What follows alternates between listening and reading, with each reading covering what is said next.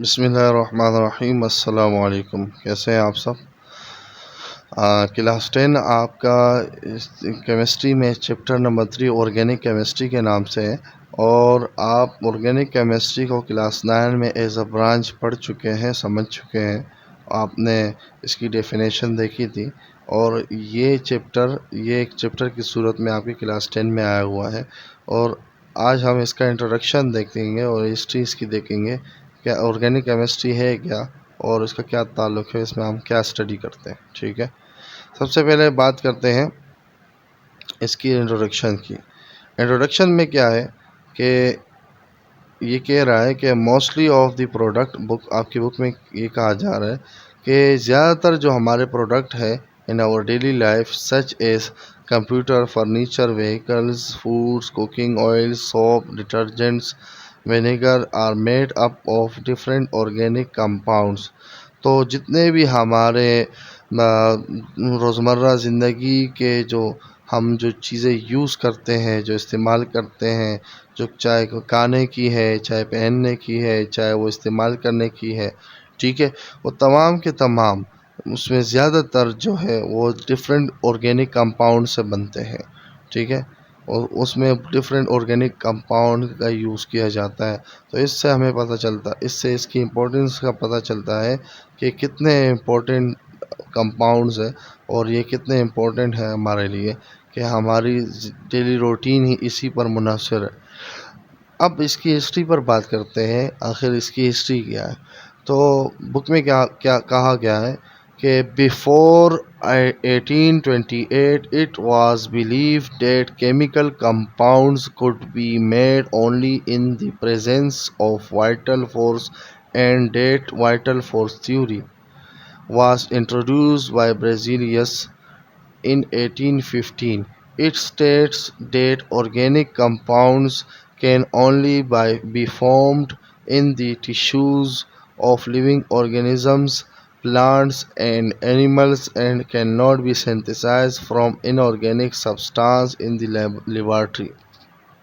बात यह है, ये कह रहा है बुक वाला कि 1828 से पहले, कब 1828 से पहले ये बिलीफ था, यानी ये नज़रिया, ये यकीन था तमाम साइंसदानों का, ज़्यादातर बल्कि तमाम का यही यकीन था कि जो केमिकल कंपाउंड है, ठीक है, कौन सा, ये ऑर्गेनिक केमिकल कंपाउंड, ये कहाँ पाया जाता है, कुड बी मेड, बनता है, प्रेजेंस ऑफ वाइटल फोर्स।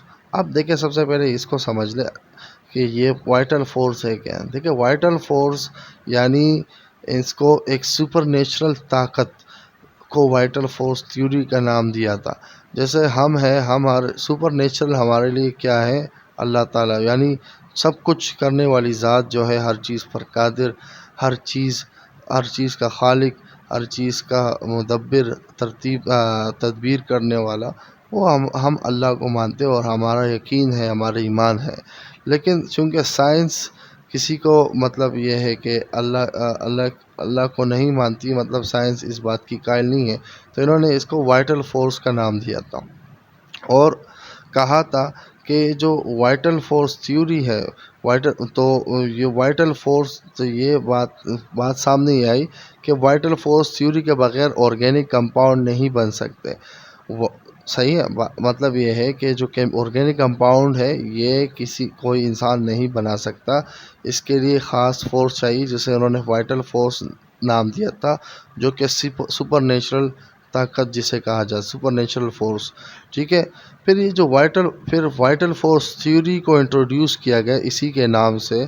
किसने? ब्रेजिलियस ने 1815 में, 1815 में क्या कहा कि ऑर्गेनिक कंपाउंड जो है वो कैन ओनली फॉर्म, वो कहाँ पर बनते, सिर्फ और सिर्फ लिविंग थिंग्स, लिविंग ऑर्गेनिज्म यानी जानदार के जो टिश्यूज़ है उसी में ही ऑर्गेनिक कंपाउंड बनते हैं। और वो जानदार में कौन कौन से, प्लांट्स एंड एनिमल्स। अब देखिए, हम भी इनमें आते हैं, लेकिन यहाँ पर क्या बात हुई, प्लांट्स एंड एनिमल्स यानी इनके टिश्यूज़ में ये ऑर्गेनिक कंपाउंड बनते हैं and can not be synthesised from inorganic substance, और इसे इनऑर्गेनिक सब्सटेंस से नहीं बनाया जा सकता। कहाँ पर? लेबॉर्ट्री में। ठीक है, तो ये तो इसने नज़रिया पेश किया। कब का नज़रिया है? ये नज़रिया है 1815 का। 1815 में ये पेश किया, लेकिन फिर हुआ ये, तारीख़ बदल गई। इसकी जो ये जो नज़रिया था साइंसदानों का, ये भी बदल गया, हालात भी बदल गए, मामलात भी बदल गए। वो ऐसे कि 1828 में हुआ ये। एक जर्मन केमिस्ट था, ठीक है, जिसका नाम फ्रेडरिक वोहलर है, यहाँ पर मेंशन है। ठीक है, उसने क्या किया? Convert in in in inorganic compound, ठीक है, जो इनऑर्गेनिक कंपाउंड था वो कौन सा? अमोनियम साइनेट, यहाँ पर लिखा हुआ है, इनटू यूरिया। उसने कन्वर्ट किया अमोनियम साइनेट को यूरिया में। यहाँ पर एक लफ्ज़ इस्तेमाल हुआ है, इनऑर्गेनिक कंपाउंड। इनऑर्गेनिक से मुराद ये है जो कि ऑर्गेनिक नहीं। अब हमने थोड़ी देर पहले बात की थी, इनऑर्गेनिक से नहीं बनता। एक नज़रिया था 1815 में पेश किया, लेकिन 1828 में फ्रेडरिक वोहलर ने उस इनऑर्गेनिक कंपाउंड को कन्वर्ट कर दिया ऑर्गेनिक कंपाउंड में, जिसका नाम क्या है? यूरिया। यूरिया एक ऑर्गेनिक कंपाउंड है। ठीक है, अब ये यूरिया क्या होता है? Urea is an organic compound, ठीक है, ये इन द यूरिन मैमल्स, यानी ये क्या ऑर्गेनिक कंपाउंड है जो कि यूरिन, यानी जो जानदार जानदार जो जो खारिज करते हैं यूरिन। यूरिन आप जानते हैं, तो यूरिन के अंदर होता है यूरिया। ठीक है, और Wohler prepared urea in the absence of vital force. और वोहलर ने जो यूरिया प्रिपेयर किया, तो बग़ैर वाइटल फोर्स की प्रेजेंस के, यानी जो इन्होंने कहा था, अच्छा वाइट, यानी इनका मानना ये था कि कोई भी जानदार जो ज़िंदा चीज़ हो, जिसमें ज़िंदगी हो, ठीक है, वो उसी के अंदर ऑर्गेनिक कंपाउंड पाया जाता है, वो बन सकता है, इसके अलावा नहीं। लेकिन वोलर ने जब इसे लेबॉर्ट्री में प्रिपेयर किया और वाइटल फोर्स थ्योरी के बग़ैर, तो ये बात गलत साबित हो गई। ठीक है, और वाइटल फोर्स थ्योरी का मैं आपको बता चुका हूँ, फिर भी मैं थोड़ा सा दोबारा इंट्रोडक्शन दे सकता हूँ। लेकिन फ़िलहाल यहाँ पर उसकी इक्वेशन मेंशन है कि वोलर ने क्या किया। ये अमोनियम साइनेट है, ठीक है, इसे कन्वर्ट किया यूरिया में, यूरिया का कंपाउंड है, ठीक है, और ये अमोनियम साइनेट का। और क्या बोला? अच्छा, यहाँ पर फिर क्या बात हो रही है? This was first synthesize of an organic compound, यानी मुख्तसर ये है कि पहला कंपाउंड था ऑर्गेनिक जो कि लेबॉर्ट्री में बनाया गया। और the reaction gave big blow. अच्छा, इस रिएक्शन ने क्या पहुंचाया? बहुत ही बड़ा धचका पहुंचाया। किसको? जो अभी हम थोड़ी देर पहले पढ़ चुके थे, वाइटल फोर्स थ्योरी को, क्योंकि उसने और इसकी वजह से फिर डेफिनेशन ही पूरी तब्दील हो गई ऑर्गेनिक कंपाउंड की। और ऑर्गेनिक केमिस्ट्री की डेफिनेशन फिर ये बन गई कि ऑर्गेनिक केमिस्ट्री वो मतलब ऑर्गेनिक केमिस्ट्री जो है, इसमें हम क्या करते हैं? ये एक केमिस्ट्री की ब्रांच है जिसमें हम स्टडी करते हैं कंपाउंड्स को। और कौन से कंपाउंड? जिसमें कार्बन, याद रखें, ऑर्गेनिक केमिस्ट्री में उन कंपाउंड को स्टडी किया जाता है जिसमें कार्बन और हाइड्रोजन पाए जाते हैं।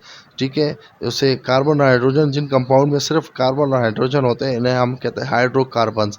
तो हाइड्रोकार्बन्स को स्टडी करते हैं ऑर्गेनिक केमिस्ट्री में। And their derivatives. डेरिवेटिव्स से मुराद ये होती है, जैसे कि मैं आपको एक मिसाल देता हूँ, CH4, ये एक मीथेन, मतलब ये है मीथेन, ठीक है, मीथेन का कंपाउंड है।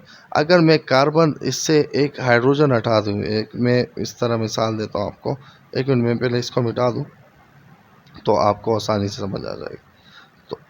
तो डेरिवेटिव कहते हैं कि जो कंपाउंड है उसकी शक्ल थोड़ी चेंज कर, उसके साथ दूसरा एलिमेंट ऐड कर देना। ठीक है, यहाँ पर देखें, यानी CH4 जो है ना, ये ऐसे कंपाउंड, मतलब एक कार्बन है, कार्बन आपको पता है 4 बॉन्ड बनाता है। तो हाइड्रोजन एक ये रहा, एक ये रहा, और एक ये यहाँ पर मैं लिखता हूँ, एक ये रहा और एक ये रहा, 4 कंपाउंड हाइड्रोजन के साथ बनाए हुए हैं। तो डेरिवेटिव से मुराद, यानी हम इसको, साइंसदान क्या करते हैं, जो इसमें से एक कंपाउंड है, एक एटम को निगलेक्ट करके इसकी जगह पर दूसरा एलिमेंट ऐड कर देते हैं। मिसाल के मैंने क्लोरीन को ऐड कर दी, तो ये क्या बन गया? मीथेन से बन गया मीथाइल क्लोराइड। ठीक है, तो ये एक अलग ही कंपाउंड बन गया। तो ऐसे ऐसे कंपाउंड को स्टडी करते हैं, इसके डेरिवेटिव, यानी ये देखिए आपके सामने डेरिवेटिव बन गया कि नहीं बन गया। तो एक एग्जांपल के तौर पर बताया, इंशाल्लाह इसके वो डेफिनेशन और भी मज़ीद तफसील से स्टडी करेंगे नेक्स्ट लेक्चर में। खैर, as all organic compounds contain carbon as essential element. अच्छा, एक बात बहुत ज़रूरी है इसमें, तो जितने भी ऑर्गेनिक कंपाउंड हैं उसमें कार्बन जो है वो इसेंशियल होता है, यानी ज़रूरी एलिमेंट होता है। आप हमेशा आपको ऑर्गेनिक कंपाउंड में कार्बन एटम हमेशा मिलेगा। अगर नहीं होगा तो वो ऑर्गेनिक कंपाउंड नहीं हो सकता। कोई भी ऑर्गेनिक कंपाउंड बगैर कार्बन एटम के बन नहीं सकता। और अगर अगर आप मतलब ये बन ही नहीं सकता। ठीक है, तो यहाँ तक आपको बात समझ आ गई। ठीक है, जज़ाकल्लाह।